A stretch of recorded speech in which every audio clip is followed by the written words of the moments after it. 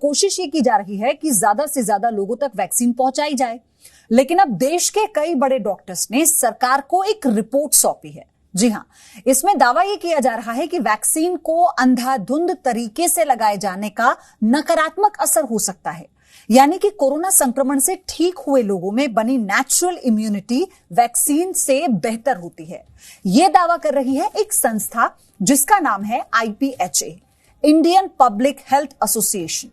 Doctors की इस संस्था का यह भी कहना है कि बच्चों को भी वैक्सीन देने की अभी जरूरत नहीं है, क्योंकि बच्चों पर वैक्सीन कितनी प्रभावी होगी इसके ठोस परिणाम नहीं है।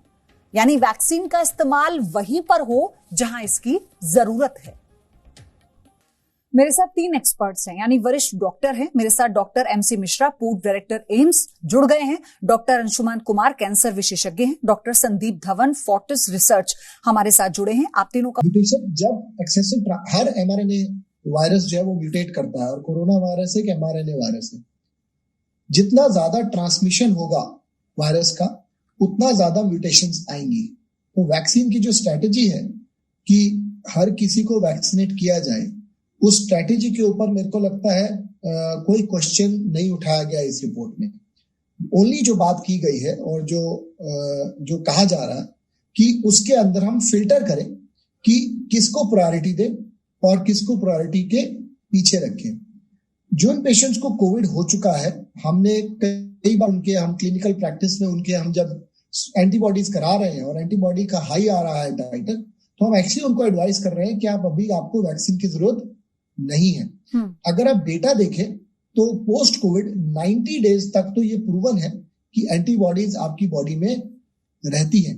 बहुत ही मिनिमम और रेयर परसेंटेज ऑफ पेशेंट्स हैं जिनको कोविड एंटीबॉडीज नहीं बनते, जिसको हम स्पाइक प्रोटीन एंटीबॉडी बोलते हैं। अगर आपकी बॉडी में एंटीबॉडीज है और 90 डेज तक प्रूवन है, तो आई थिंक उनको एक्चुअल में वैक्सीनेशन की जरूरत नहीं है, बिकॉज वैक्सीन का aim ultimately broad spectrum antibody produce करना है, वो चाहे B सेल के थ्रू हो या T सेल के थ्रू हो।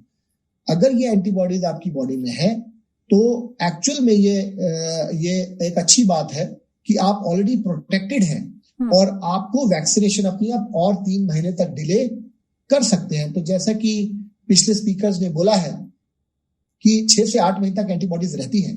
अब इस देश में जहां ऑलरेडी हम इतनी बड़ी पॉपुलेशन को वैक्सीनेट करने की बात कर रहे हैं और हमारा एम क्या है, ट्रांसमिशन रोकना, तो इसलिए उन लोगों को पहले प्रायोरिटी दी जाए जिनको वैक्सीन कोविड नहीं हुआ है, इररिस्पेक्टिव ऑफ एज ग्रुप्स। 18 के ऊपर मेरे को लगता है हर किसी को वैक्सीन लग जाना चाहिए, एक्सेप्ट फॉर वो पॉपुलेशन जिनको ऑलरेडी कोविड हुआ है और उनके एंटीबॉडी टाइटर अच्छे हैं। तो फिर संदीप, एक और चीज था, एक और पॉइंट है इस रिपोर्ट में, वो ये है कि बच्चों को लेकर जो कहा गया, जिसका जिक्र भी MC मिश्रा भी कर रहे थे, कि बच्चों को लेकर अभी संशय बना हुआ है कि आफ्टर इफेक्ट्स क्या होंगे बच्चों पर, क्योंकि हमने लोगों पर वैक्सीन के आफ्टर इफेक्ट्स देखे हैं। तो क्या अभी हमें इसके बारे में एक बार सेकंड ओपिनियन, सेकंड थॉट की जरूरत है कि बच्चों को वैक्सीनेशन होना चाहिए या नहीं? देखिए, 2 से 18 साल की उम्र के बच्चों की रिसर्च वैक्सीनेशन की अभी शुरू हुई है। जब भी वैक्सीन डेवलप होती है, चाहे वो H1N1 की हुई या फ्लू की हुई, पहले एडल्ट वैक्सीन आती है और उसी वैक्सीन का आधा डोज जो है वो बच्चों के लिए रिकमेंड किया गया है। अगर आप पुरानी वैक्सीनेशन स्ट्रेटेजीज देखें, कोविड वैक्सीन का कोई लार्जर ट्रायल्स नहीं हुए थे, इन सबका इमरजेंसी यूज ऑथराइजेशन हुआ है। अब बच्चों का जो ट्रायल स्टार्ट हुआ है 2 to 18 ईयर की एज ग्रुप में, उसके रिजल्ट्स आने के बाद ही आई थिंक हमें इसके बारे में सोचना चाहिए कि बच्चों की वैक्सीनेशन की क्या स्ट्रेटेजी होगी। नॉर्मली बच्चों की जो वैक्सीन है और एडल्ट की वैक्सीन में कोई ज्यादा फर्क नहीं होता, वो चाहे फ्लू शॉट लें या H1N1 लें, क्योंकि स्ट्रेन जो है वो सेम होते हैं। लेकिन कोरोना में ये देखा गया है कि बच्चों की जो इन्वॉल्वमेंट है वो परसेंटेज काफी कम है, और दूसरा बच्चों में लंग्स की इन्वॉल्वमेंट काफी कम है। हम बच्चे देख रहे हैं, बच्चे आ रहे हैं ICUs में, लेकिन लंग्स इन्वॉल्वमेंट जिस तरह से एडल्ट्स में होती है बच्चों में नहीं है, क्योंकि एस रिसेप्टर उनके कम होते हैं, उनमें बाकी इन्फ्लेमेटरी सिंड्रोम ज्यादा आ रहे हैं। तो इस तरह से देखा जाए तो एक इंसिडेंस कम है, दूसरा सिविरिटी बहुत कम है। ज्यादातर जैसे प्रोफेसर मिश्रा ने बताया माइल्ड कैटेगरी में ही रह रहे हैं।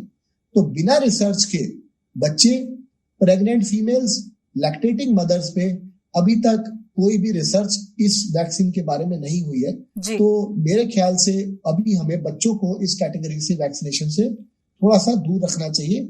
एडल्ट वैक्सीनेशन प्रोग्राम पे पूरा कंसंट्रेट करना चाहिए।